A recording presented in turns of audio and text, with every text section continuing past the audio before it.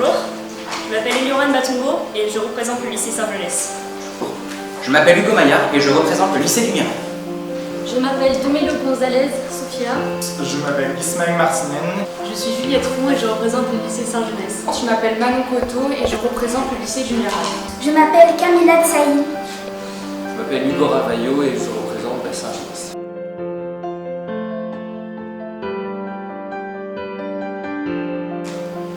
Regardez bien ce cube. De mon côté, il est totalement jaune. Et du vôtre, il est totalement blanc. La culture, c'est un cube. Et c'est à vous de décider de quel côté vous voulez voir le monde. La paix et la culture. Deux valeurs, deux parties d'une vie, deux entités irremplaçables. Communément acceptées comme nécessaires, c'est sûr. Et intrinsèquement liées, peut-être. Dans notre sujet, séparés par une virgule, ces deux mots sont alors en corrélation. Car la virgule ne laisse pas place à un questionnement. Elle marque une évidence, une équivalence, une égalité. Cette vérité est donc générale. Mais une question se doit tout de même d'être posée. La culture, vecteur de paix. Tout pays sur cette terre a une histoire. Et c'est de là que découle maintenant le comportement de ses habitants, les traditions qui y règnent et les mentalités qui y sont ancrées. Quelle chance ai-je d'aborder un sujet aussi passionnant. Voyez-vous, je suis biculturelle. Et dès mon plus jeune âge, j'ai été confrontée à une certaine forme de diversité entre l'Afrique noire et la France, un mélange entre convergence et divergence de mœurs et de croyances. Alors, est-ce que la culture est vecteur de paix? Car peut-être qu'elle est facteur de guerre, de trahison, ne pensez-vous pas? Au travers de l'éducation, nous établissons une véritable culture de paix durable, a déclaré le secrétaire général Ban Ki-moon. La culture est essentielle afin de maintenir la paix entre chaque pays, chaque individu, et plus que tout fondamentale dans notre société aujourd'hui. Nous pouvons donc affirmer que la culture est un vecteur de paix.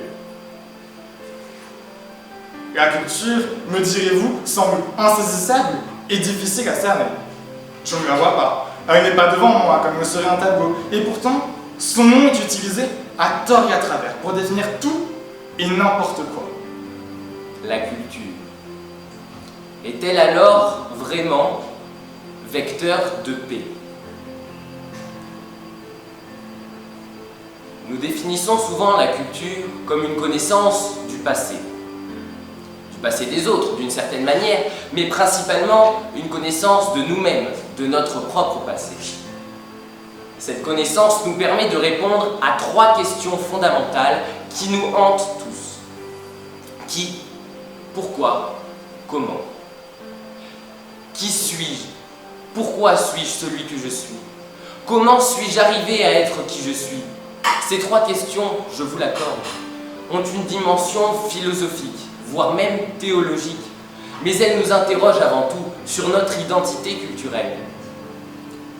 Il faut savoir que le mot culture et éducation faisait auparavant un seul et unique mot grec, qui était pédéia, qui signifiait l'unité d'un peuple, partageant la même culture, la même langue et la même coutume.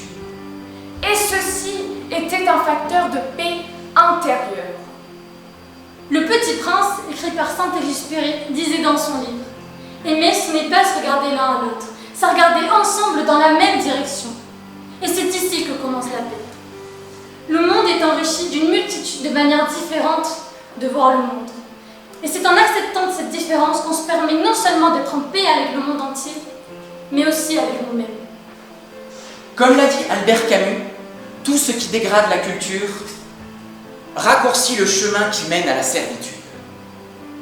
Mais même, si la culture est une valeur qui véhicule la paix, la culture ne fait pas la paix. Et aujourd'hui, comme depuis toujours, chaque individu vit avec sa culture, sinon il ne vivrait pas, car la culture c'est l'humanité. La culture c'est pouvoir vivre en société. Intéressons-nous alors à la définition du mot vecteur. Un vecteur, c'est avant tout une force, mais une force qui peut être orientée. soit dans un sens positif, soit dans un sens négatif. Sans toutes les définitions que nous observons à l'aide d'Internet, seriez-vous capable de me définir la paix? Vous me diriez tous ce qu'elle n'est pas. L'absence de conflit, de discrimination, de racisme. Elle est un peu comme le bonheur, difficile à décrire. Pourtant, nous la désirions tous plus que tout. Si l'art, comme apothéose de la culture, recherche l'harmonie, elle ne peut que nous pousser vers le bien. Chez les Grecs d'ailleurs, les notions de beau et de bien étaient souvent associées. Nous pouvons donc affirmer que la culture est vecteur de paix.